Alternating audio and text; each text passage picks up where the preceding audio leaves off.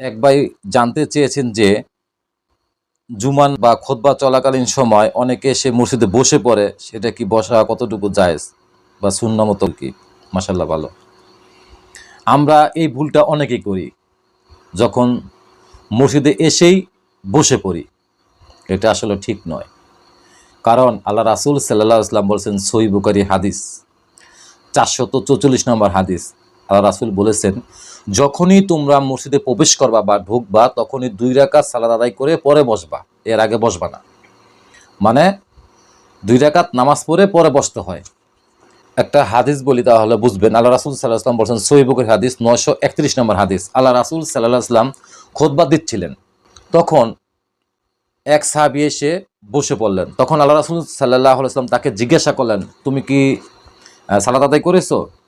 তখন ওই সাহাবী বললেন, আল্লাহ রাসূল, না। তখন আল্লাহ রাসূল বলছেন যে, ওঠো, 2 রাকাত সালাত আদায় করো, পরে বসো। তাহলে এটা হচ্ছে রাসূলের সুন্নাহ, এটা পড়তে হয়। যদি সময় না থাকে সেটা হচ্ছে ভিন্ন কথা। সময় যেহেতু আছে, তাহলে অবশ্যই পড়বেন। আর আমাদের বাংলাদেশে বেশিরভাগ মসজিদে আছে, খুতবা দেওয়ার সময় একটা সুন্দর করে একটা লাল বাতি আছে, টাস করে জ্বালায় দেয়। এটা কি সুন্দর যে একটা বিদআত, এটা অনেকেই জানে না। এটা আপনাকে এটা জানতে হবে। এটা আমার বক্তব্য যদি কোনো কেউ শুনেন, মুয়াজ্জিন যারা আছেন বা ইমাম সাহেব যারা আছেন, এই কাজটা কখনো করবেন না, লাল বাতি কখনো জ্বালাবেন না। কারণ রাসূল সাল্লাল্লাহু আলাইহি ওয়াসাল্লাম বলছেন, সহিহ বুখারী 931 নম্বর হাদিস, খুতবা দিতেছিলেন, এমন সময় একজন বসে পড়েছিলেন। আল্লাহ রাসূল তাকে বলছেন যে, তুমি নামাজ পড়ে পরে বসো। তাহলে আমরা কেন এই ভুলটা করি? অবশ্যই মসজিদে ঢুকলে 2 রাকাত নামাজ পড়ে পরে আপনি বসবেন, এর আগে বসবেন না।